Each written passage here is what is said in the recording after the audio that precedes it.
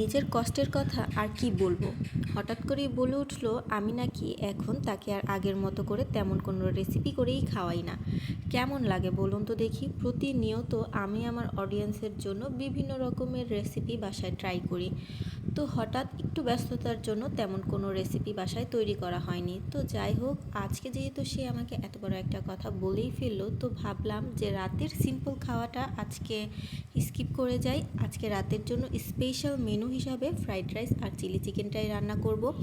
যদিও এর আগে অনেকবার আমি আপনাদের সাথে এই রেসিপিটা শেয়ার করেছি, তাই পুরোপুরি আজকে আমি আপনাদের সাথে রেসিপিটা শেয়ার করছি না। তো ছোট্ট একটা ব্লগ ভিডিও আপনাদের সাথে শেয়ার করছি। এই তো কথা বলতে বলতে কিন্তু এখানে আমার চিলি চিকেনের চিকেনগুলো ম্যারিনেশন করা হয়ে গিয়েছে। এখন এগুলোকে আমি ডিপ ফ্রাই করে নেব। তার জন্য তেলও আগের থেকে গরম করতে দিয়ে দিয়েছি।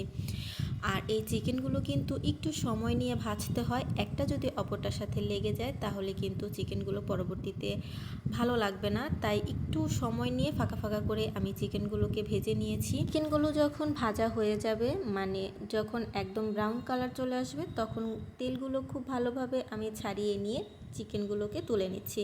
এই তো আমার চিলি চিকেনের চিকেন কিন্তু একদমই রেডি হয়ে গিয়েছে। চিকেন রান্না করতে কিন্তু আমরা সবসময় ক্যাপসিকাম ব্যবহার করি। যেহেতু আমার কাছে ক্যাপসিকামটা ছিল না, তাই এখানে আমি আজকে আমার পছন্দ মতো ঘরে যে সবজিগুলো ছিল তাই দিয়ে চিলি চিকেনটা রান্না করব। ফার্স্টে রসুনগুলোকে একটু হালকা ভেজে নেব। আর এখানে আমি গাজর ব্যবহার করছি। গাজরটা সেদ্ধ হতে একটু সময় লাগে, এজন্য গাজরটা আমি আগে দিয়ে দিলাম।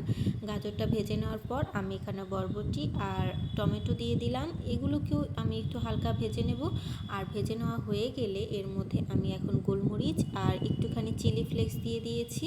এখন আমি আগে থেকে ভেজে রাখা চিকেনগুলোকেও এর মধ্যে দিয়ে দিই। চিলি চিকেনের মধ্যে বড় বড় কিউব করে কেটে নেওয়া পেঁয়াজগুলো কিন্তু খেতে অনেক বেশি মজা লাগে। তো এর মধ্যে এখন আমি দিয়ে দিয়েছিলাম টমেটো সস। আর নামানোর আগে কর্নফ্লাওয়ার দিয়ে আমার চিলি চিকেন রান্না করা কিন্তু একদম কমপ্লিট।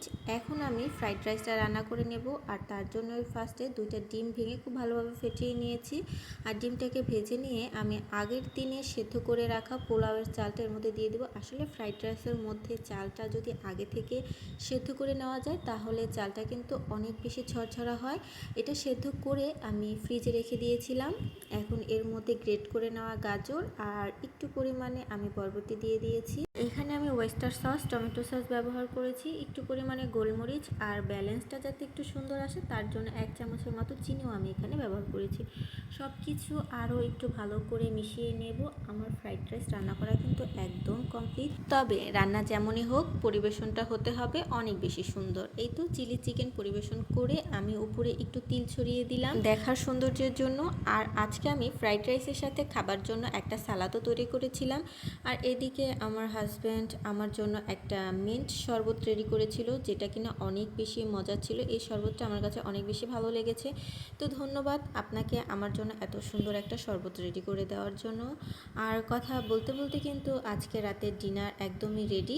তো সবাই ভালো থাকবেন, সুস্থ থাকবেন, বিদায় নিয়ে নিচ্ছি। আর অবশ্যই আমার পেজটা ফলো করে দিবেন। আল্লাহ হাফেজ।